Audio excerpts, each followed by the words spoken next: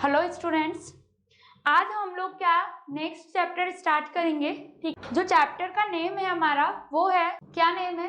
Atoms and molecules. अब देखो, atoms and molecules जो चैप्टर है हमारा, इसमें हम लोगों को सबसे पहले एटम जो है वो क्या होता है। तो देखो, हम लोग ने इससे लास्ट लेक्चर में क्या डिस्कस किया था, मैटर के बारे में डिस्कस किया था। ठीक है, तो मैटर जो है हमने क्या कहा था कि मैटर जो है स्मॉल पार्टिकल से फॉर्म होता है। ठीक है, मैटर किससे फॉर्म होता है? स्मॉल पार्टिकल से। ठीक है, तो पार्टिकल्स जो होते हैं छोटे छोटे, उन्हें हम लोग क्या बोलते हैं?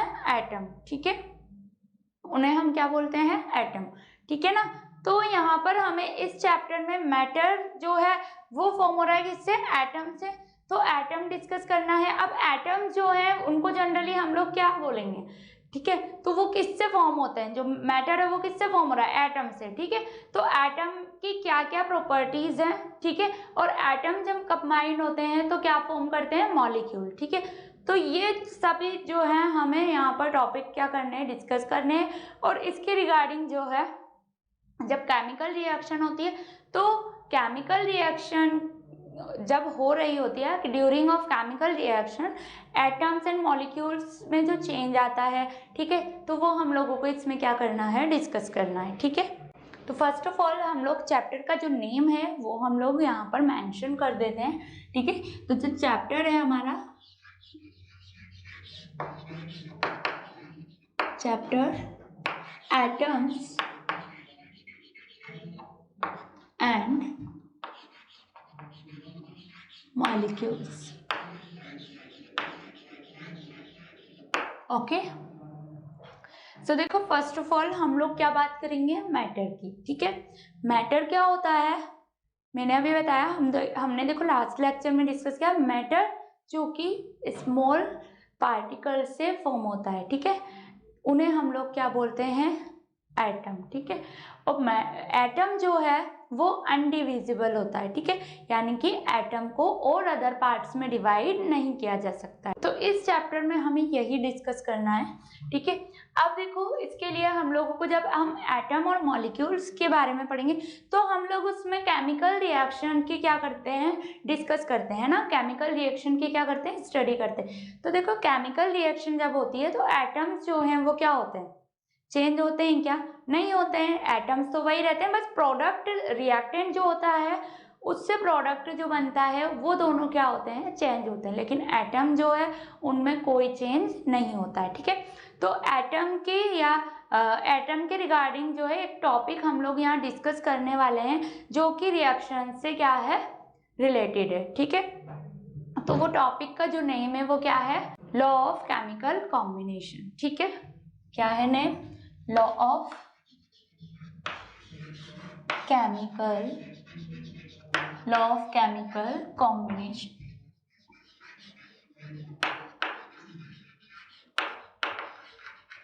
ठीक है, लॉ ऑफ केमिकल कॉम्बिनेशन। ठीक है, तो केमिकल कॉम्बिनेशन के जो है हम लोगों को यहाँ पर 3 टाइप के लॉ डिस्कस करने हैं। ठीक है, कितने टाइप के लॉज डिस्कस करने हैं? 3 टाइप के। ओके, तो फर्स्ट लॉ जो है वो हमें डिस्कस करना है, law of conservation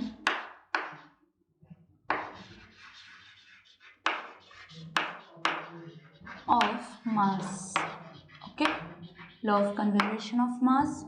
and second law जो हमें डिस्कस करना है वो है लॉ ऑफ, सेकेंड लॉ जो हमें डिस्कस करना है वो है यहाँ पर कौन सा? Law of constant proportion. Second law कौन सा है हमें जो यहाँ डिस्कस करना है? वो है law of constant proportion.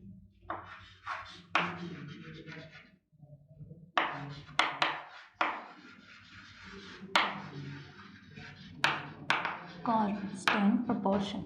And third law है law of multiple proportion. Okay, तो देखो हम लोगों को क्या करना है यहाँ पर, ये तीनों टाइप के लॉ जो हैं वो हमें क्या करना है यहाँ पर डिस्कस करना है, ठीक है। तीनों टाइप के लॉ हमें क्या करना है, डिस्कस करना है, ठीक है। तो हम लोग क्या करेंगे, वन बाय वन इनको क्या करेंगे, डिस्कस करेंगे, ठीक है। फर्स्ट लॉ हम डिस्कस कर रहे हैं, law of conservation of mass, ठीक है। तो देखो कंजर्वेशन ऑफ मास का जो लॉ है वो क्या कहता है कि बिफोर एंड आफ्टर रिएक्शन जो है, जो एटम होते हैं या मॉलिक्यूल होते हैं, उनका जो मास होता है वो क्या रहता है, कांस्टेंट रहता है, यानी कि कंजर्व रहता है, यानी कि चेंज नहीं होता है, ठीक है। तो क्लियर हो गया, तो law of conservation of mass आपको क्लियर हुआ, ठीक है। यानी कि हम क्या बोल सकते हैं कि in a chemical reaction the mass of reactant और प्रोडक्ट, ठीक है, दोनों ही के लिए आप बोल सकते हो mass is neither be created और नॉर बी डेस्ट्रॉयड, ठीक है। ये हम लोग क्या बोलते हैं इसके लिए, तो इस लॉ को ही क्या कहा जाता है, कंजर्वेशन लॉ कहा जाता है, ठीक है। कौन सा conservation law, but mass conservation law, ठीक है। तो यहाँ पर हम जैसे बात करें कि मैग्नीशियम और ऑक्सीजन की जब हम लोग रिएक्शन करवाते हैं तो आफ्टर रिएक्टिंग जो है मैग्नीशियम प्लस ऑक्सीजन, ठीक है, O2, तो ये रिएक्शन जब करता है, हाफ O2 से करा लो इसमें आप, ठीक है, तो क्या फॉर्म होता है, MnO, ठीक है, MnO फॉर्म होता है, तो मैग्नीशियम ऑक्साइड फॉर्म होता है। तो बिफोर द रिएक्शन के पहले जो मास होगा, आफ्टर रिएक्शन भी मास वही होता है, यानी कि मास जो है वो कंजर्व रहता है। तो इस लॉ को हमने क्लियर किया, ठीक है।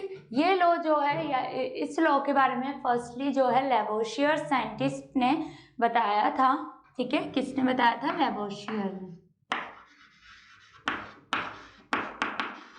लेवोशियर ने इसके बारे में बताया था, या ये लॉ जो है लेवोशियर ने प्रपोज किया था, ठीक है।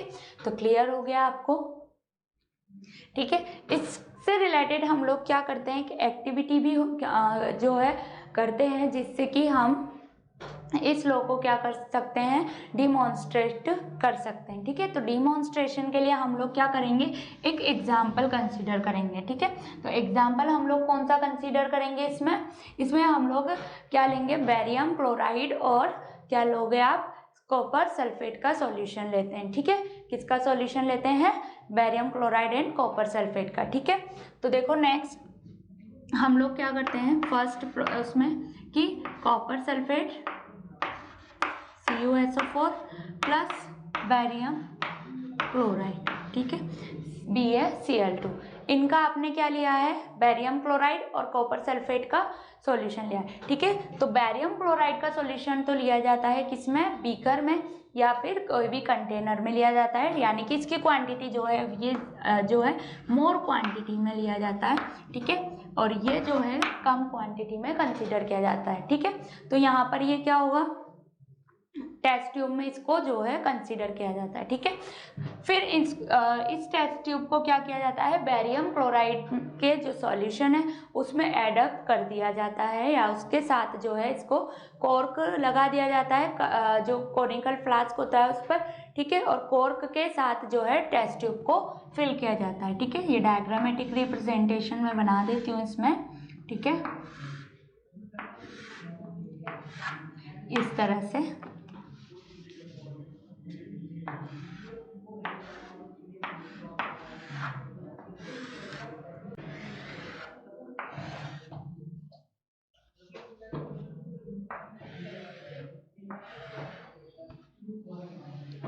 ठीक है, तो ये कॉनिकल फ्लास्क है, इसमें क्या किया जाता है, टेस्ट ट्यूब को इसमें इस तरह से अरेंज किया जाता है, ठीक है, ये, और इसका जो केप होता है, यानी कि इसको जो है इस कॉर्क के साथ क्या किया जाता है, बांध दिया जाता है। ये क्या होता है, कॉर्क, ठीक है, ये टेस्ट ट्यूब एंड इसमें क्या लिया जाता है, कॉपर सल्फेट का सॉल्यूशन इसमें फिल किया जाता है, ठीक है। इसमें है आपकी ये CuSO4 सॉल्यूशन, एंड जो यहाँ पर कॉनिकल फ्लास्क जो आपने कंसीडर किया है, इस फ्लास्क में हम बेरियम क्लोराइड का सॉल्यूशन फिल करते हैं, ठीक है, इस तरह से। इसमें क्या फिल करते हो आप, बैरियम क्लोराइड सॉल्यूशन। तो क्या होगा, जब इन दोनों को टिल्ट किया जाता है, ठीक है, किसको, टेस्ट ट्यूब को टिल्ट किया जाता है, ठीक है, तो आफ्टर टिल्टिंग क्या होगा, बैरियम क्लोराइड और कॉपर सल्फेट में क्या होगी, रिएक्शन होगी, और रिएक्शन के थ्रू क्या होगा, ये आगे रिएक्ट करके प्रोडक्ट का क्या करेगा, फॉर्मेशन करेगा, ठीक है। तो यहाँ पर जो है बैरियम सल्फेट का वाइट पीपीटी हमें ऑब्टेन होता है, ठीक है। क्या फॉर्म होता है यहाँ पर, बैरियम सल्फेट का वाइट प्रेसिपिटेट फॉर्म होता है, ठीक है। तो देखो यहाँ पर ये BaSO4 जो है इसका वाइट पीपीटी फॉर्म होगा, प्लस इसके साथ ही साथ CuCl2 जो है वो अलग हो जाएगा, ठीक है। तो आफ्टर बिफोर रिएक्शन जो है इन दोनों का हम लोग क्या लेते हैं, क्या कंसीडर किया जाता है, जो इनका मास है वो पहले ही क्या कर दिया जाता है, वे किया जाता है, ठीक है, हमने वे किया, और आफ्टर रिएक्शन इनका मास भी हम लोग क्या करते हैं, वे कर लेते हैं, ठीक है। और आफ्टर वेइंग क्या करेंगे, दोनों का मास हमें जो है सेम क्या होता है, मिलता है, ठीक है। तो इससे क्या होता है, इस एक्सपेरिमेंट से क्या प्रूव होता है कि जो law of constant conservation of mass जो लॉ है वो क्या है, करेक्ट है, ठीक है। यानी कि लेवोशियर ने क्या किया, करेक्ट जो है क्या दिया, लॉ दिया है, ठीक है। यानी कि मास जो है वो हमेशा कांस्टेंट रहेगा, ठीक है, ना तो वो प्रोड्यूस होगा, यानी कि ना ही वो प्रोड्यूस हो रहा है और ना ही वो क्या होगा, डिस्ट्रॉय होगा, ठीक है। यानी कि क्रिएट भी नहीं होगा और डिस्ट्रॉय भी नहीं होगा। देन देखो हम लोग अभी नेक्स्ट वाला जो है लॉ वो हम डिस्कस कर रहे हैं, ठीक है। सेकंड लॉ जो है हमारा वो क्या है वो लॉ, तो देखो सेकंड लॉ है लॉ ऑफ कांस्टेंट प्रोपोर्शन, ठीक है। लॉ ऑफ कांस्टेंट प्रोपोर्शन आपको क्या करना है, अब डिस्कस करना है, ठीक है। हमें क्या करना है, अभी लॉ ऑफ प्रोपोर्शन डिस्कस करना है, ठीक है। तो कांस्टेंट प्रोपोर्शन का मीनिंग क्या होता है कि अ प्योर कंपाउंड, यानी कि जब भी प्योर कंपाउंड होगा या उसका फॉर्मेशन होगा तो उसमें जो भी एटम्स जो प्रेजेंट होंगे या एलिमेंट्स जो होंगे वो हमेशा क्या रहेंगे, उसका जो कंपोजिशन होगा वो हमेशा सेम रहेगा, क्या रहेगा, सेम रहेगा। जैसे हम वाटर की हम लोग बात करते हैं, ठीक है, एज एग्जाम्पल हम वाटर का एग्जाम्पल कंसिडर करते हैं, ठीक है। अब देखो वाटर जो है लेक में भी हो, लेक से आप कलेक्ट करो, फिर रिवर से आप वाटर कलेक्ट करो, जो आपका टैप वाटर है उसको आप कलेक्ट करो, ठीक है। तो उन सब में वाटर मॉलिक्यूल की जो स्ट्रक्चर होगी, यानी कि इसका जो कंपोजिशन होगा वो क्या होगा, सेम होगा, ठीक है। यानी कि उसमें जो है वाटर मॉलिक्यूल किससे फॉर्म होता है, हाइड्रोजन और ऑक्सीजन से, ठीक है। तो वाटर में क्या होते हैं, 2 molecule of hydrogen and 1 molecule of oxygen होता है, ठीक है। तो यहाँ पर हम लोग क्या एक्सप्लेन करना चाह रहे हैं, यानी कि इस लॉ के अकॉर्डिंग क्या कहा गया, देखो जो लॉ ऑफ कांस्टेंट प्रोपोर्शन है ना, ये किसने दिया था, सबसे पहली बात तो ये प्रपोज किया था लेवोशियर और जोसेफ प्राउस्ट ने। किसने प्रपोज किया था, लेवोशियर एंड जोसेफ प्राउस्ट।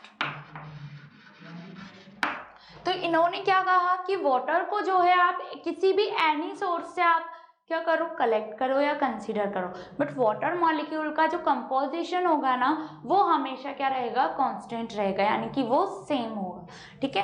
तो देखो वाटर में क्या होता है, वाटर मॉलिक्यूल H2O, तो H2 हाइड्रोजन के लिए हम 2 कंसीडर करते हैं, और यहाँ तो 1:8 का क्या होगा, यहाँ पर रेशियो जो है या कंपोजिशन प्रेजेंट होता है, ठीक है। क्या कंपोजिशन होता है वाटर का, 1:8, और ये कंपोजिशन या ये जो रेशियो है ये हमेशा कांस्टेंट रहता है, या चाहे आपने वाटर मॉलिक्यूल को जो है कहीं से भी कलेक्ट किया हो, एनी ऑफ सोर्स। इसी तरह से आप लोग CO2 मॉलिक्यूल के लिए बोल सकते हो या उसे कंसीडर कर सकते हो, ठीक है। तो CO2 मॉलिक्यूल में भी क्या होगा, कार्बन डाइऑक्साइड है, ठीक है। हम लोग जो CO2 रिलीज करते हैं और जो प्लांट CO2 जो क्या करते हैं, फोटोसिंथेसिस में पार्टिसिपेट करने के लिए जो लेते हैं, तो वो CO2 क्या है, और कोल का बर्निंग या वुड को जब आप बर्न करते हो तो उसमें भी CO2 जो है रिलीज होती है, ठीक है। तो वो सभी CO2 का यानी कि सोर्स बहुत सारे हैं, बट जब CO2 फॉर्म होगी तो उसका कंपोजिशन भी क्या रहेगा, सेम रहेगा। तो एनी एलिमेंट्स या किसी भी एटम की या किसी मॉलिक्यूल की आप बात करो तो उसका कंपोजिशन जब वो फॉर्मूला उसमें रहेगा या ठीक है, तो उसका कंपोजिशन हमेशा क्या रहेगा, चेंज नहीं होगा, हमेशा सेम रहेगा। ठीक है, क्लियर हुआ ये? ठीक है, तो ये हमने क्या डिस्कस किया, लॉ ऑफ कांस्टेंट प्रोपोर्शन। ठीक है, ये क्लियर हो गया ना। नेक्स्ट है law of multiple proportion. Multiple proportion का जो लॉ है ये किसने वो किया था, प्रपोज, तो इसको प्रपोज किया था डाल्टन ने। किसने प्रपोज किया था इसे, डाल्टन ने। ठीक है, तो डाल्टन ने इसको प्रपोज किया और डाल्टन ने क्या बताया कि जो कोई भी जो मॉलिक्यूल होता है या कंपाउंड है, ठीक है, तो जो कंपाउंड है ना, तो सेम एलिमेंट्स जब क्या करते हैं, कॉम्बिनेशन करते हैं, यानी कि केमिकल रिएक्शन में पार्टिसिपेट करते हैं, तो सेम एलिमेंट में जो है, जो कि वन एलिमेंट होता है वो तो हमेशा क्या रहेगा, कांस्टेंट रहेगा, और दूसरा जो एलिमेंट होता है वो उसका क्या होता है, मल्टीपल, या उसका प्रोपोर्शन सेम रहता है, यानी कि उसका रेशियो जो है वो क्या होगा, प्रोपोर्शनल होगा। ठीक है, तो क्या बोला हमने, डाल्टन ने क्या बताया, जैसे हम कंसीडर करें कार्बन मोनोऑक्साइड और एक हम कंसीडर करें CO2। ठीक है, तो इसमें जो है एक कार्बन यानी कि एक एलिमेंट तो क्या रहेगा, सेम रहेगा, यानी कि इसका जो कंपोजिशन है यहाँ पर कितना है, 12 है, इसका कितना है, 12 है। बट ऑक्सीजन का अगर हम यहाँ पर कंपोजिशन देखें तो इसके लिए तो 16 है, बट यहाँ इसका क्या है, 32। तो एक एलिमेंट तो जो है दोनों कंपाउंड्स में सेम है, बट जो सेकंड वाला जो एलिमेंट है वो क्या होगा, एक दूसरे का मतलब एक का मल्टीपल होगा, यानी कि जस्ट उसमें रेशियो क्या होगा, प्रोपोर्शन होगा। ठीक है, तो 16:32 रेशियो इसके लिए क्या होगा, हमें ऑब्टेन होगा किसका, ऑक्सीजन का। ठीक है, इन दोनों की, तो ऑक्सीजन का जो रेशियो है वो धीरे धीरे क्या होता जाएगा, इसमें इंक्रीज। इस तरह से CO3-2 आप कार्बोनेट भी कंसीडर कर सकते हो, तो CO3 ऑक्सीजन वहां पर कितने हो गया, 3 ऑक्सीजन है, तो वहां पर 48 आ जाएगा। ठीक है, तो इस तरह से जो है वो क्या होगा, रेशियो में रहेगा। ठीक है, तो ये क्लियर हो गया। तो ये हमने केमिकल कॉम्बिनेशन के जो लॉ थे वो डिस्कस किए हैं। ठीक है, अब हम लोगों को क्या डिस्कस करना है, हम लोग अब डिस्कस करेंगे क्या डिस्कस करेंगे, Dalton's atomic theory, atomic theory of Dalton. ठीक है,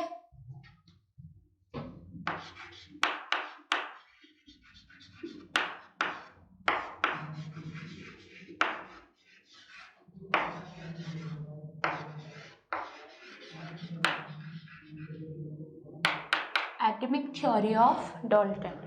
ठीक है, तो देखो डाल्टन साइंटिस्ट ने क्या कहा, एटम के लिए जो है एटॉमिक थ्योरी इसने प्रपोज की। ठीक है, अब देखो एटॉमिक थ्योरी में उसने क्या किया, कुछ पॉइंट्स थे जो इसमें इंपॉर्टेंट थे। ठीक है, तो हम लोग इसको पॉइंट्स में ही क्या करते हैं, डिस्कस करते हैं। ठीक है, तो फर्स्ट पॉइंट जो है इसमें कि डाल्टन ने क्या कहा कि एटम जो है या मैटर जो है वो स्मॉल पार्टिकल से क्या होता है, फॉर्म होता है, जिसको क्या कहा, एटम कहा। ठीक है, matter is form by small particle is called atom. ठीक है, उसे क्या कहते हैं हम लोग, एटम कहते हैं। सेकंड पॉइंट क्या था कि जो एटम है, ठीक है, उसे और पार्ट्स में डिवाइड नहीं किया जा सकता, तो एटम्स कैसा है, अनडिविजिबल है। ठीक है, एटम इज अनडिविजिबल।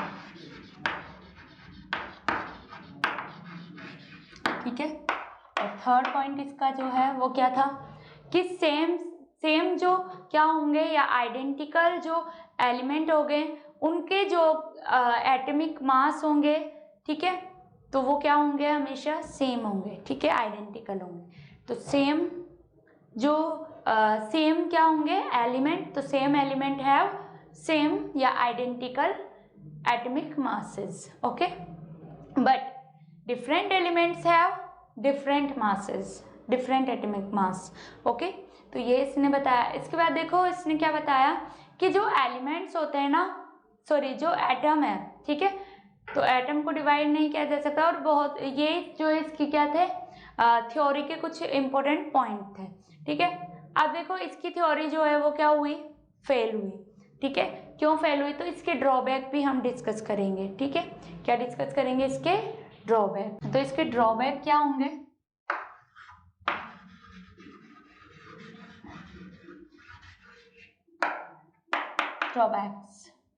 ड्रॉबैक क्या है। फर्स्ट पॉइंट तो क्या था इसका थ्योरी का, कि इसने क्या कहा कि जो मैटर है वो स्मॉल पार्टिकल से फॉर्म है, ठीक है, जिन्हें एटम कहते हैं, और एटम जो है वो कैसा है, अनडिविजिबल है। बट नाउ डेज में आप लोग डिस्कस करते हो या पढ़ते हो, स्टडी करते हो कि जो एटम है वो क्या है, डिविजिबल है, ठीक है। एटम को डिवाइड किया जा चुका है, ठीक है, या डिवाइड किया जा सकता है। इलेक्ट्रॉन, प्रोटॉन, न्यूट्रॉन, ये क्या है, हमने एटम को ही तो डिवाइड किया, उसके ही तो पार्ट्स हैं ये, ठीक है। तो एटम क्या हुआ, डिविजिबल हुआ, ठीक है। तो ये जो है इसका फर्स्ट ड्रॉबैक था, ठीक है। सेकंड ड्रॉबैक क्या है, किसने कहा कि सेम एलिमेंट जो है वो सेम एटॉमिक मास होता है उनका, ठीक है। तो ये क्या हो गया, रॉन्ग हो गया, ठीक है। अगर हम आइसोटोप्स की बात करें तो उनका जो है सेम एलिमेंट होता है, ठीक है, लेकिन जो मास होता है वो क्या होता है, डिफरेंट हो सकता है। आइसोटोप की हम लोग हाइड्रोजन के आइसोटोप जनरली कंसीडर करते हैं, कर सकते हैं 1H1, 1H2 एंड 1H3, ठीक है। तो देखो एटॉमिक मास यानी कि एलिमेंट जो है वो तो सेम है, ठीक है, एलिमेंट सेम है, बट मास जो है वो क्या हो गया, डिफरेंट हो गया। फर्स्ट वाला जो है उसका 1 है, सेकंड 2 है और 3 है, ठीक है। नेम क्या क्या होते हैं इनके, इसका होता है प्रोटियम, ये होता है ड्यूटेरियम,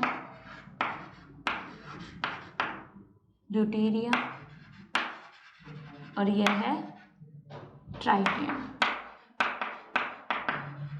ठीक है। तो इस तरह से जो है ये वाला पॉइंट भी इसका क्या हो गया, गलत हो गया।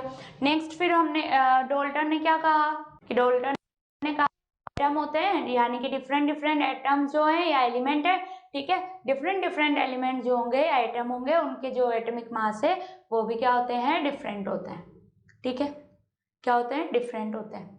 बट ऐसा नहीं हुआ कि बहुत से ऐसे क्या है एटम है जिनके तो आइसोबार्स की जो है हम बात कर सकते हैं इस केस में, ठीक है। तो आइसोबार क्या होते हैं, जिनके एटॉमिक जो मास है वो कैसे होते हैं, सेम होते हैं, लेकिन एटम या एलिमेंट जो है वो क्या होता है, डिफरेंट होता है, ठीक है। तो ये उसके क्या हो गए, ड्रॉबैक, ठीक है। अंडरस्टैंड, अच्छे से क्लियर हुआ है, ठीक है ना। अब देखो ये तो हमने बात की डॉल्टन के एटॉमिक थ्योरी की और उसकी जो है ड्रॉबैक्स की, ठीक है। नेक्स्ट देखो अब हम लोग क्या बात करेंगे, एलिमेंट, ठीक है। तो एलिमेंट क्या होता है, ये हम लोग आई थिंक पहले लास्ट लेक्चर में हमने डिस्कस किया था, है ना, ये एलिमेंट के बारे में। एलिमेंट क्या है, सिंगल एटम है, ठीक है, सिंगल एटम को हमने क्या बोला, एलिमेंट, ठीक है। अब एलिमेंट जो है वो फ्री भी होता है, यानी कि फ्री स्टेट में भी प्रेजेंट होता है, और कुछ एलिमेंट कैसे होते हैं, फ्री स्टेट में डायरेक्टली प्रेजेंट नहीं होते, यानी कि वो कॉम्बिनेशन की फॉर्म में प्रेजेंट होते हैं। जैसे हम बात करें कि जो नोबल गैसेज हैं या नोबल एलिमेंट्स जितने भी हैं वो सब कैसे होते हैं, फ्री स्टेट में प्रेजेंट होते हैं। नोबल गैसेज जानते हो आप, इनर्ट गैस, ठीक है, इनर्ट गैस बोला जाता है बिकॉज ये नॉन रिएक्टिव हैं, एनवायरनमेंट में प्रेजेंट हो सकती हैं, ठीक है, या होती है, हो सकती नहीं, होती ही है, ठीक है। तो जो नोबल गैसेज हैं, नोबल गैस हैं हीलियम, नियॉन, क्रिप्टन, जीनॉन, ये सभी क्या है, फ्री स्टेट में अर्थ में जो है या एटमॉस्फेयर में प्रेजेंट होती है, ठीक है, बिकॉज ये नॉन रिएक्टिव है। कैसी है ये, नॉन रिएक्टिव है, so that's why these are present in free state. But other जो मेटल्स हैं या मेटल एलिमेंट्स जो हैं या नॉन मेटल एलिमेंट्स हैं वो डायरेक्टली जो है सिंगल एटम की फॉर्म में प्रेजेंट नहीं होती है, ठीक है। कैसे प्रेजेंट नहीं होती है, सिंगल एटम की फॉर्म में प्रेजेंट नहीं होती है, यानी कि फ्री स्टेट में उनका एग्जिस्टेंट नहीं होता है, ठीक है। तो फिर आप क्या बोलोगे, आप एटम जो है वो सिंगल एटम जरूरी नहीं है सारे ही होंगे, कुछ एटम ही सिंगल एटम की फॉर्म में होते हैं जो हमने लिखे हैं, ठीक है। बाकी जो है कैसे होंगे, तो बाकी एटम तो कैसे प्रेजेंट है, फ्री स्टेट में तो नहीं है, यानी कि कंबाइंड स्टेट में जरूर प्रेजेंट है। ठीक है, तो कंबाइंड स्टेट में क्या होते हैं, एटम्स जो है वो प्रेजेंट होते हैं, यानी कि किसी और अदर तो क्या, खुद के ही जो है दूसरे एटम के साथ वो जुड़े होते हैं। ठीक है, जैसे सोडियम है ना, सोडियम मेटल क्या है, हाईली रिएक्टिव है। पोटेशियम है, ठीक है, वो भी हाईली रिएक्टिव मेटल है। ठीक है, तो इस तरह से हम लोग क्या करते हैं, यहाँ पे इसको जो है डिस्कस करते हैं। ठीक है, तो ये आपको समझ में आ गया, यानी कि ये जो है सिंगल एटम और नॉन सिंगल एटम। ठीक है, नॉन सिंगल एटम जो है वो फ्री स्टेट में या एग्जिस्ट नहीं करते हैं, जबकि जो सिंगल एटम्स होते हैं वो फ्री स्टेट में एग्जिस्ट कर सकते हैं। ठीक है, अब देखो डाल्टन ने जो है कुछ जो है एलिमेंट्स के या एटम्स के ना सिंबल दिए थे। ठीक है, क्या दिए थे उसने, सिंबल दिए थे कुछ एलिमेंट्स के। ठीक है, तो मैं यहाँ पर आपसे डिस्कस कर रही हूँ कुछ एलिमेंट के जो सिंबल डाल्टन ने दिए थे, या ये इस तरह का जो है सिंबल उसने किसके लिए दिया था, हाइड्रोजन के लिए, हाइड्रोजन एटम के लिए। ठीक है, इस तरह का जो है सिंबल उसने दिया था फास्फोरस के लिए।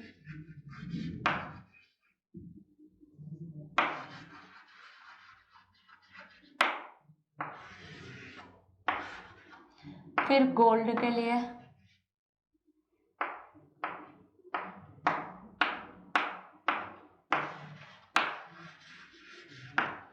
कार्बन के लिए,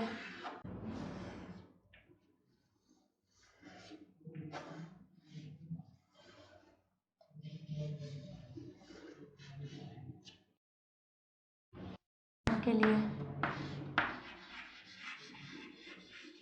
तो ये कुछ सिंबल्स हैं जो कि किसने दिए थे। ठीक है, these symbols are given by Dalton. ठीक है, but in now days these symbols are not significant, given by, और भी हैं बट हमने यहाँ पर कुछ ही जो है एज एग्जाम्पल के फॉर्म में कंसिडर किए हैं। ठीक है, गिवन बाय डाल्टन। अब देखो हमें क्या डिस्कस करना है मेनली, तो अब हमने डाल्टन के जो सिंबल्स हैं उसने दिए थे वो हमने डिस्कस कर ही लिए, तो अब हम लोग क्या डिस्कस करेंगे, सिंबल्स। ठीक है, तो एलिमेंट जो होते हैं या एटम जो है उनके सिंबल्स हम क्या करेंगे, डिस्कस करेंगे। ठीक है, तो नेक्स्ट जो हेडिंग है वो क्या है, सिंबल।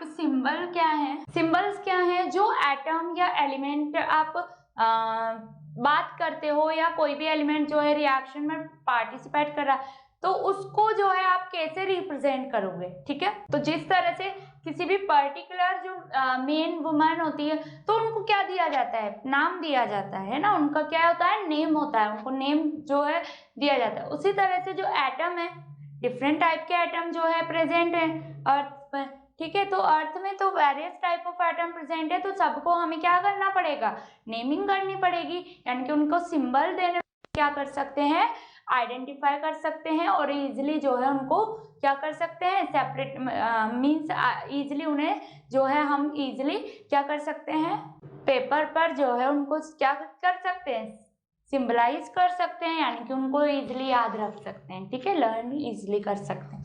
तो उसके लिए क्या करते हैं, देखो सिंबल जो है ना जनरली एटम के लिए जो दिया जाता है वो क्या होता है, जो है डिफरेंट वेज है ना, यानी कि एटम के जो नेम है ना, सॉरी एलिमेंट या एटम के जो नेम है वो भी डायरेक्टली गिवन नहीं है। ठीक है, वो कैसे गिवन है कि कुछ एटम जो होते हैं या एलिमेंट जो होते हैं उनके जो नेम है, उनके नेम के फर्स्ट लेटर के अकॉर्डिंग क्या किए गए हैं, किसी एलिमेंट या एटम के तो जो है कुछ एटम्स या एलिमेंट्स के नेम तो उनके फर्स्ट लेटर के अकॉर्डिंग दे दिए गए हैं। ठीक है, फिर कुछ एटम्स या एलिमेंट के नेम जो है फर्स्ट और सेकंड जो लेटर है उनका इंग्लिश लेटर, उसके अकॉर्डिंग उनका सिंबल दे दिया गया है, उसको जो है उस सिंबल से रिप्रेजेंट कर दिया गया। फिर कुछ एलिमेंट्स ऐसे हैं जिनको जो है, जिनको कैसे रिप्रेजेंट किया गया, जिनका फर्स्ट लेटर और थर्ड लेटर जो है उसको मिक्स करके जो है सिंबल डेराइव किया गया। ठीक है, और लास्ट जो हम सिंबल की बात करेंगे ना, तो लास्ट सिंबल जो गिवन है, ठीक है, वो सिंबल ऐसे हैं जो कि नेम से डेराइव नहीं है, वो क्या है, उनके लैटिन नेम से डेराइव्ड है। ठीक है, किन से डेराइव्ड है, जो नेम उनके एक्चुअल नेम जो है वो क्या है, अलग है, बट उनके जो लैटिन नेम है तो लैटिन नेम के फर्स्ट लेटर्स लैटिन नेम से क्या है, वो डेराइव्ड है। ठीक है, तो क्लियर हो गया। तो हम फर्स्ट जो मैंने बताया था, यानी कि ऐसे एलिमेंट या एटम को जो मैं है यहाँ पर बता रही हूँ जिनके सिंबल जो है फर्स्ट लेटर से डेराइव्ड है। ठीक है, तो फर्स्ट जो है atoms which symbols are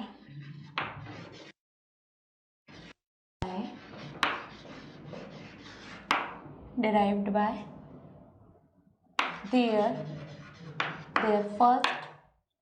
their first letter of name.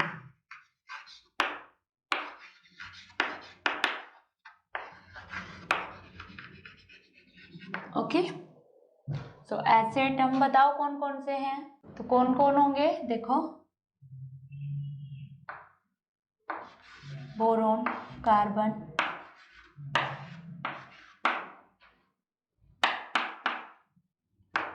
ठीक है,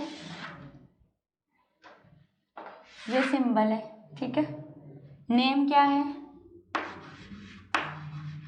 boron first letter b, carbon first letter, nitrogen first letter, oxygen first letter, fluorine first letter, fluorine F. Okay, तो ये सारे नेम कैसे हैं, सॉरी ये सिंबल कैसे हैं, फर्स्ट जो नेम है उसके फर्स्ट लेटर से क्या है, डेराइव्ड है। ठीक है, तो ये क्लियर हो गया। नेक्स्ट देखो, नेक्स्ट हम कंसिडर करेंगे एटम्स विच, सेकंड है ये,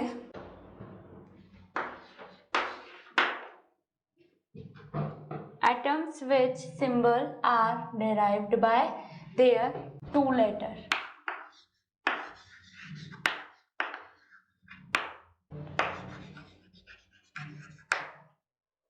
ठीक है, तो इनसे डेराइव्ड है, तो बताओ कौन कौन से ऐसे जो कि फर्स्ट टू लेटर से डेराइव्ड है, फर्स्ट टू लेटर से, लिथियम,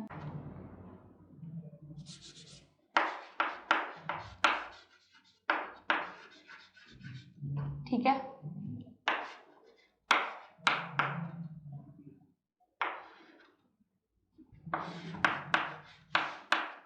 सिलिकॉन,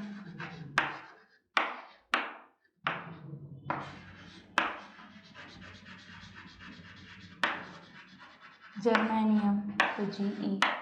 ठीक है, तो ये इस नेम से क्या है, जनरली डेराइव्ड है। ठीक है, तो ये क्लियर हो गया आपको, यानी कि फर्स्ट टू लेटर से क्लियर। इसके बाद देखो एल्यूमिनियम, एल्यूमिनियम ये आप कंसिडर कर सकते हो Al। ठीक है, तो फर्स्ट टू लेटर से डेराइव्ड है, तो ये क्लियर हो गया। ठीक है, नाउ अब हम लोग क्या डिस्कस करेंगे कि फर्स्ट एंड थर्ड लेटर से डेराइव्ड है, कुछ नेम ऐसे हैं, third is there first and third letter name.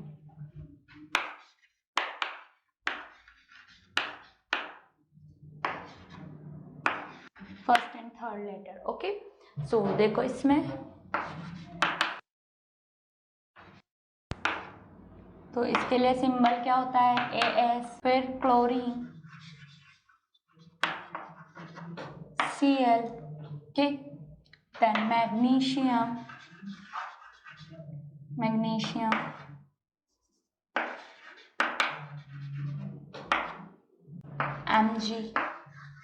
ठीक है, magnesium Mg।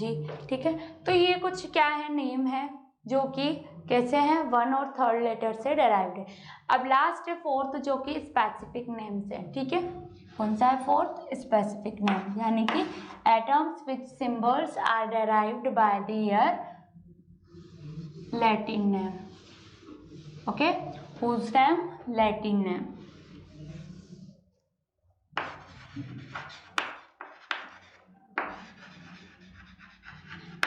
Latin name, okay, तो लैटिन नेम से डेराइव्ड है। ठीक है, सबसे पहले देखो सोडियम,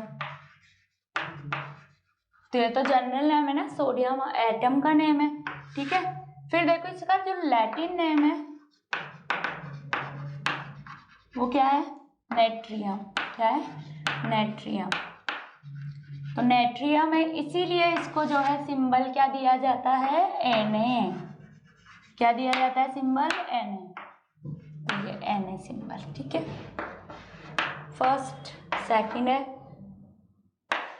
गोल्ड। गोल्ड का जो नेम है, लैटिन नेम, इसको ऑरम बोला जाता है। क्या बोला जाता है, ऑरम। और ऑरम से बना क्या, Au। Okay, the symbol of gold is Au। Okay, the next term is silver। okay, now Latin name of silver is argentum। okay, so that's why their symbol is Ag, argentum। okay, next fourth is potassium, यानी कि potassium, ठीक है। their name is Kalium, its name is Kalium, so that's why their symbol is K। okay, so इस तरह से देखो जो है इनके लैटिन नेम के बेसिस पे इसके सिंबल क्या किए गए, गिवन किए गए, ठीक है।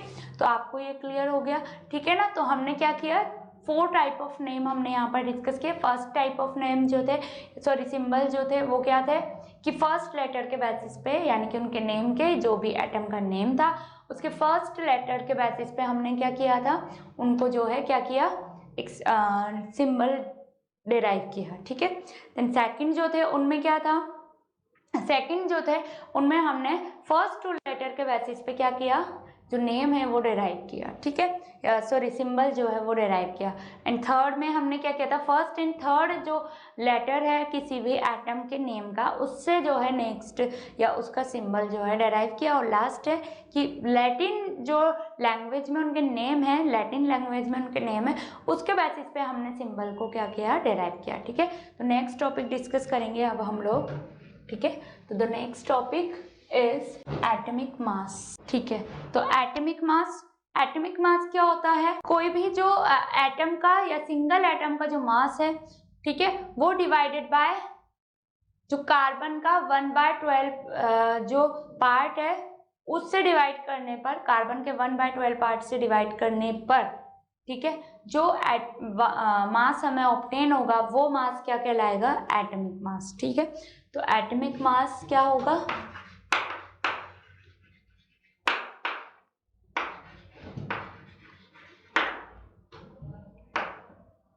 atomic mass is equal to mass of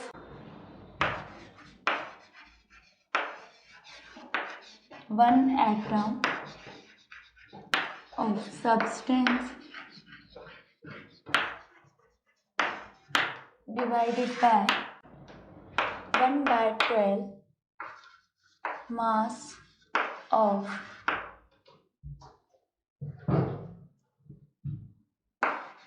an atom of C12। Okay, so ये फॉर्मूला होता है किसका, एटॉमिक मास का, जिसे हम क्या कर सकते हैं, एटॉमिक मास को जो है कैलकुलेट कर सकते हैं, ठीक है। तो इसकी जो है अब देखो हाउ टू एटम अकर, ठीक है। तो एटम जो है वो कैसे अकर होता है, ठीक है। तो देखो यहाँ पर जो है एटम की हम लोग जो बात करें कि एटम जो है वो कैसा है, अनडिविजिबल, बट वो तो गलत प्रूव हो गया ना, ठीक है। तो एटम कैसा है, अब डिविजिबल है, ठीक है। और एटम जो है 2 और मोर एटम्स जब क्या होते हैं, कंबाइन होते हैं, तो कंबाइन होकर के क्या फॉर्म करते हैं, वो मॉलिक्यूल्स, ठीक है, क्या फॉर्म करते हैं, मॉलिक्यूल्स। ओके, तो ये क्लियर हो गया आपको, ठीक है। तो हम लोग अभी किस टॉपिक पे जाएंगे, हमारे नेक्स्ट टॉपिक को हम लोग डिस्कस करेंगे मॉलिक्यूल्स, बट उससे पहले यहाँ पर जो है हम एक टॉपिक है या लीनियरली मैं आपको जो है एक्सप्लेन कर देती हूँ, एटम, ठीक है। तो एटम से जो है क्या फॉर्म होते हैं, एटम जो है वो मॉलिक्यूल से बने, मॉलिक्यूल जो कि कैसे हैं, न्यूट्रल, ठीक है। और न्यूट्रल इनसे क्या बनेगा, एलिमेंट और compound. Okay. And ion, ion जो होंगे ये क्या होंगे, चार्ज होंगे। ठीक है, ठीक है। तो ये इसमें रहता है। ठीक है, अब हम लोग क्या डिस्कस करेंगे, देखो एटम के एटम जो है उसके रिगार्डिंग जितने भी पॉइंट थे वो तो हमने डिस्कस कर लिए। नेक्स्ट देखो अब हम लोग क्या डिस्कस कर रहे हैं कि एटम्स जो हैं वो क्या होते हैं जब कंबाइन होते हैं, यानी कि वन एटम तो नहीं, 2 और more atoms are combined then they form molecule. ठीक है, या they give as a molecule. ठीक है, तो क्या होगा कि एटम एटम जब क्या होंगे, कंबाइन होंगे। ठीक है, 2 और मोर हो सकते हैं कितने भी एटम। ठीक है, और कंबाइन होकर के क्या देते हैं, वो मॉलिक्यूल्स। ठीक है, ये क्लियर हो गया।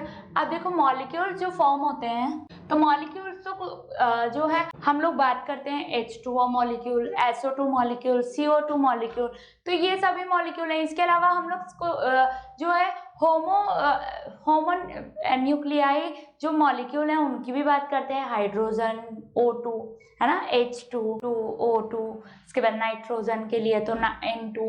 ठीक है, तो ये जो यहाँ पर हम लोग बात करें ना, ये मॉलिक्यूल है। अब मॉलिक्यूल जो है क्या होंगे, एटम से फॉर्म है। मैंने क्या बताया कि एटम जब मिक्स होंगे या कॉम्बाइन होंगे, फॉर्म होंगे। ठीक है, तो यहाँ पर इनके मिक्स होने से क्या हो रहा है कि ये मेनी नंबर ऑफ क्वांटिटी में भी मिक्स हो सकते हैं और कम भी मिक्स हो सकते हैं। ठीक है, तो डिपेंड करेगा। ठीक है, तो मॉलिक्यूल ऑफ एलिमेंट,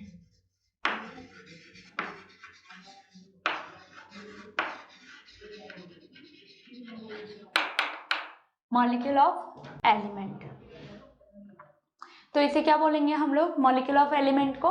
तो देखो ऐसे जब क्या होगा, एलिमेंट जो है वो एक दूसरे से ही क्या हो जाए, कंबाइंड हो जाए। ठीक है, यानी कि O2 N2 H2। ठीक है, इसके अलावा ये डायटमिक हो सकते हैं, ट्राइटमिक भी पॉसिबल है। ठीक है, तो आपको पता होगा जैसे O3। ठीक है, ओजोन जो है। ठीक है, इसके अलावा C60 तक भी हम कंसिडर करते हैं ना। C60 क्या है, बंकमिस्टर फुलरीन। ठीक है, बंकमिस्टर फुलरीन जो कि कार्बन की C60 फॉर्म है, यानी कि इसमें 60 कार्बन जो है वो क्या होते हैं, प्रेजेंट होते हैं। ठीक है, तो एलिमेंट तो क्या हो गया, सेम हो गया, बट यहाँ पर क्या हुआ, एलिमेंट तो सेम है, इसीलिए हमने क्या बोला, molecules of element.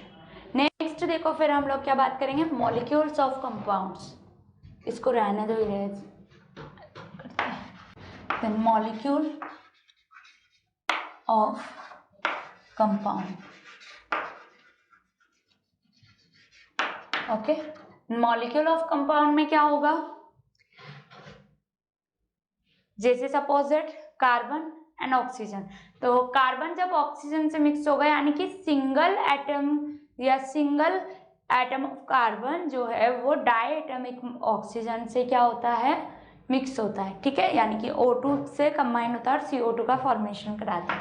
Carbon plus O2 CO2 is form. ठीक है, तो ये जो CO2 फॉर्म हुआ है ये क्या बना है, एक तरह का कंपाउंड का फॉर्मेशन हुआ है। ठीक है, तो यहाँ पर हम लोग क्या बोल सकते हैं कि एलिमेंट्स कंबाइन ना होकर के यहाँ पे क्या होते हैं, कंपाउंड कंबाइन होते हैं। ये तो हमने सबसे छोटा स्पेसिफिक वो लिया है, लेकिन ये मेनी नंबर ऑफ एलिमेंट जब कंपाउंड होंगे, कंबाइन होंगे तो क्या बनेगा, बहुत सारे कंपाउंड्स का फॉर्मेशन यहाँ पर हम लोग करवा सकते हैं। ठीक है, अब देखो इसके लिए जो है मॉलिक्यूल जब फॉर्म हो रहा है तो मॉलिक्यूल के लिए हम क्या बात करेंगे, मॉलिक्यूलर मास की। इसमें देखो एक और जो है सल्फर और ऑक्सीजन की बात कर लो तो SO2 फॉर्म होता है जो कि क्या है, कंपाउंड है। ठीक है, तो इस तरह से जो है आप डिफ्रेंशिएट भी कर सकते हो। ठीक है, अब है मॉलिक्यूलर मास। क्या है, मॉलिक्यूलर मास। तो मॉलिक्यूलर मास क्या होता है, मॉलिक्यूलर मास जैसे हमने एटॉमिक मास कैलकुलेट किया था ना, वही मॉलिक्यूलर मास हम कैलकुलेट करेंगे। तो मॉलिक्यूलर मास कैसे कैलकुलेट किया जाता है पता है आपको? मॉलिक्यूलर मास कैलकुलेट कैसे किया जाएगा? जो एटम्स है यानी कि जितने कंबाइंड एटम्स है उनका एटॉमिक मास का ऐड करके हम लोग क्या करते हैं, मॉलिक्यूलर मास कैलकुलेट करते हैं। ठीक है, क्या करते हैं, एवरेज जो एटॉमिक मास होता है उनको क्या करते हैं, ऐड कर लेते हैं। ठीक है, जो भी मॉलिक्यूल है उसको क्या करेंगे, उसको उसका जो एटॉमिक मास है उसको ऐड करना है। ठीक है, और ऐड करने के बाद जो एवरेज मास हमें मिलेगा वो क्या कहलाएगा, मॉलिक्यूलर मास। या फिर इसके लिए एक और जो है आप फॉर्मूला देख लो पहले कि मॉलिक्यूलर मास क्या होता है। तो क्या लिखोगे, mass of one molecule in substance. तो हमने क्या है, आइडेंटिकल किसको यहाँ पर जो है वो माना है, या किसके रेफरेंस में हम जो है मास कैलकुलेट करते हैं, वो करते हैं हमेशा याद रखना कार्बन के रेफरेंस में। ठीक है, तो यहाँ पर क्या लिखोगे आप, अब 1/12 part of mass of one molecule of C12 ऐसे लिखते हैं। ठीक है, वन मॉलिक्यूल ऑफ C12। ठीक है, ये तो मॉलिक्यूलर मास इस तरह से आप क्या कर सकते हो, कैलकुलेट कर सकते हो। बट मैंने आपको एक और मेथड बताया कि मॉलिक्यूलर मास अगर आपको किसी कंपाउंड के लिए पूछा जाएगा ना, ठीक है, तो ये कंपाउंड है, ठीक है, तो उसके लिए कैसे आप कैलकुलेट करोगे, तो जैसे CO2 के लिए हम कैलकुलेट करना चाह रहे हैं। ठीक है, ये CO2, तो आप क्या करोगे, दोनों एटम का जो है क्या निकाल लोगे, एटॉमिक मास, और एटॉमिक मास से का एडिशन करके जो है मॉलिक्यूलर मास कैलकुलेट कर सकते हो। तो कैसे करोगे, molecular mass of CO2 equal to क्या होगा, कार्बन का होता है क्या, एटॉमिक मास 12 इंटू 1 होगा, सिंगल कार्बन है। ठीक है, प्लस 2 ऑक्सीजन एटम है तो 2, और ऑक्सीजन का जो एटॉमिक मास होता है वो कितना होता है, 16, तो इंटू 16 इज इक्वल टू कितना आ जाएगा, 12 प्लस 16 मल्टीप्लाई 2 तो 32। ठीक है, तो अप्रॉक्सीमेट 44 जो है इसका क्या आएगा, मॉलिक्यूलर मास। ओके, तो ये यूनिट में यू इसको जो है कंसीडर किया जाता है। ठीक है, ये 44। ठीक है, आप देखो इसको जो है ग्राम मॉलिक्यूलर मास में कैसे कन्वर्ट करोगे। तो ग्राम मॉलिक्यूलर मास क्या होता है कि जो मॉलिक्यूलर मास है उसको जो है ग्राम में क्या कर लो, चेंज कर लो। ठीक है, तो ग्राम के रेफरेंस में जब हम लोग क्या करेंगे, उसे कैलकुलेट करेंगे, तो वो ग्राम के रेफरेंस में कैलकुलेट करेंगे तो ग्राम में क्या हो जाएगा, कन्वर्ट हो जाएगा। तो जो एक्चुअल जो मॉलिक्यूलर मास है यानी कि एडिशन के बाद जो मॉलिक्यूलर मास आता है ना, यानी कि 44U उसको बोलते हैं। ठीक है, तो जब ग्राम में चाहिए तो हम लोग क्या करेंगे, इसको 44 को ग्राम मॉलिक्यूलर मास में कन्वर्ट करेंगे तो 44 ग्राम इसको हम कंसीडर कर सकते हैं। ठीक है, तो ये क्लियर हो गया आपको। ठीक है, मॉलिक्यूलर मास के बाद आता है, मॉलिक्यूलर मास के बाद फॉर्मूला मास। ठीक है, क्या आता है, फॉर्मूला मास। ठीक है, फॉर्मूला मास क्या होगा कि जो फॉर्मूला आपको गिवन है, ठीक है, क्या है फॉर्मूला, ठीक है, किसी भी आयन या आयनिक कंपाउंड है सपोज दैट, ठीक है, और उस आयनिक कंपाउंड के लिए जो है जो भी आयन होंगे ना, उन आयन के उन आयन का जो मास होगा उसको ऐड करने के बाद आफ्टर एडिंग जो हमें वैल्यू ऑब्टेन होगी वो क्या कहलाएगी, फॉर्मूला मास। ठीक है,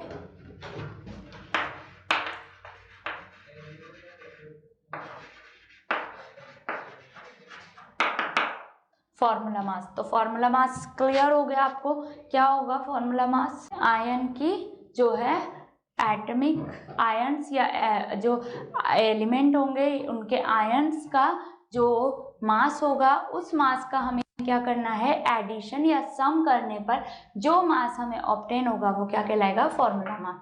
जैसे हम बात करें यहाँ पर HCl की, ठीक है, किसकी बात करें हम लोग, HCl की। ठीक है, तो HCl जो आपने कंसीडर किया तो यानी कि इसमें कौन कौन से आयन प्रेजेंट है, H प्लस Cl-। ठीक है, तो H प्लस हाइड्रोजन का मास कितना होता है, 1 होता है। ठीक है, और Cl- का यहाँ पर जो है इसका फॉर्मूला मास जो आएगा वो कितना आ जाएगा, 36.5 ग्राम। ओके, तो इस तरह से आप फॉर्मूला मास क्या कर सकते हो, कैलकुलेट कर सकते हो। तो ये क्लियर हो गया आपको फॉर्मूला मास, ठीक है। नेक्स्ट देखो अब हम लोग क्या डिस्कस करेंगे, केमिकल फॉर्मूला, ठीक है। क्या डिस्कस करोगे, केमिकल फॉर्मूला, जो कि इम्पोर्टेंट है, ठीक है। इसमें इससे जो है बहुत सारे पॉइंट हम रिलेट करेंगे, किससे, केमिकल फॉर्मूला से। केमिकल फॉर्मूला,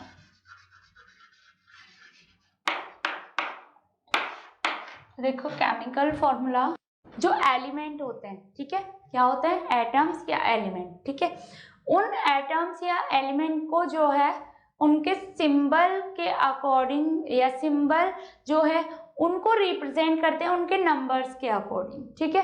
किसके अकॉर्डिंग, नंबर्स के अकॉर्डिंग। जैसे कोई कंपाउंड है CO2, हमने बोला कार्बन डाइऑक्साइड CO2, ठीक है, ठीक है। तो उसका जो फॉर्मूला हम जो बोल रहे हैं ना CO2, वो क्या है उसका केमिकल फॉर्मूला, क्या है वो उसका केमिकल फॉर्मूला, ठीक है। समझ में आई बात, यानी कि कोई एटम है तो एटम के नंबर ऑफ एटम हमें पता होने चाहिए, ठीक है। अगर नंबर ऑफ एटम पता है, ठीक है, यानी कि केमिकल फॉर्मूला एक ऐसा फॉर्मूला है जो हमें क्या देता है, इंफॉर्मेशन देता है कि किसी कंपाउंड में जो है कितने नंबर ऑफ एटम प्रेजेंट है, क्या प्रेजेंट है, कितने नंबर ऑफ एटम प्रेजेंट है, और वो कंपाउंड जो है वो होमो है या हेट्रो है, क्या है, होमो है, यानी कि होमो एन्युलर है या हेट्रो एन्युलर है, ठीक है। ये हमें उससे क्या होता है, पता चल जाता है, किससे, केमिकल फॉर्मूला से। सपोज दैट हम कंसीडर करते हैं ये CO2, मैंने लिखा है CO2, तो CO2 से आपको क्या हुआ कि आपको पता चल गया कार्बन, यानी कि हमने सिंबल यूज किए हैं ना इसको लिखने के लिए। केमिकल फॉर्मूला को लिखने के लिए हम क्या यूज करते हैं, सिंबल्स यूज करते हैं, ठीक है। उनका जो नेम होता है, मैंने आपको बताया था कि नेम जो है वो कैसे लिए गए, नेम से सिंबल कैसे फॉर्म किए गए, तो मैंने आपको बताया था ना वो, ठीक है। तो यहाँ पर जो कार्बन हमने लिया है, ठीक है, तो कार्बन यहाँ पर हमने नेम थोड़ी ना लिया है, उसका क्या लिया है, सिंबल, ठीक है। तो केमिकल फॉर्मूला को जब भी आप क्या करोगे, रिप्रेजेंट, केमिकल फॉर्मूला क्या रिप्रेजेंट करता है, जो सिंबल होता है किसी कंपाउंड में प्रेजेंट जो क्या है, एलिमेंट क्या एटम है, उनके सिंबल्स को ये क्या करता है, रिप्रेजेंट करता है, यानी कि उनके सिंबल्स और उसका नंबर, ठीक है। क्लियर हो गया, ठीक है। तो CO2 में जो कार्बन है और कितने ऑक्सीजन है, 2 ऑक्सीजन है, नंबर ऑफ ऑक्सीजन कितने हैं, 2 है यहाँ पर, ठीक है। इसमें बताओ नंबर ऑफ जो एटम है वो कितने टाइप के एटम प्रेजेंट है, आपको इससे आइडेंटिफाई हो रहा है इजिली कि इसमें कार्बन है, हाइड्रोजन है एंड ऑक्सीजन एटम प्रेजेंट है। समझ में आ रही है बात, ठीक है। तो यहाँ पर ऑक्सीजन भी प्रेजेंट है। अब देखो इसमें हमें पता चला है कि कार्बन जो है वो कितने हैं इस फॉर्मूला में या इस कंपाउंड में, तो 6 कार्बन है, ठीक है। हाइड्रोजन कितने हैं, तो 12 हाइड्रोजन। ऑक्सीजन कितने हैं, how many oxygen is present in this compound, so 6 carbon, sorry 6 oxygen is present in this compound, ठीक है। किसका फॉर्मूला होता है, C6H12O6, ग्लूकोज का, ठीक है। ग्लूकोज फ्रक्टोज दोनों का हो सकता है पॉसिबिलिटी, ठीक है। तो समझ में आ गया केमिकल फॉर्मूला क्या रिप्रेजेंट करेगा, ठीक है। सिंबल्स, तो सिंबल्स यानी कि जिस जो कंपाउंड है वो किन एटम के से या किन एटम के कॉम्बिनेशन से फॉर्म हो रहा है, तो एक तो उसको रिप्रेजेंट करता है, और कितने नंबर ऑफ एटम जो है वहां पर क्या हो रहे हैं, यूज में आ रहे हैं, ठीक है, उस पर्टिकुलर एटम के, ठीक है। तो क्लियर हो गया, ठीक है ना। नेक्स्ट लेक्चर में हम लोग इसके रिगार्डिंग या इससे रिलेटेड जो टॉपिक्स हैं वो हम क्या करेंगे, डिस्कस करेंगे, ठीक है। और फिर हम इस चैप्टर का जो हमारा मेन पॉइंट्स हैं वो हम लोग क्या करेंगे, डिस्कस करेंगे। तो मिलते हैं नेक्स्ट लेक्चर में हम लोग, ठीक है। Thank you.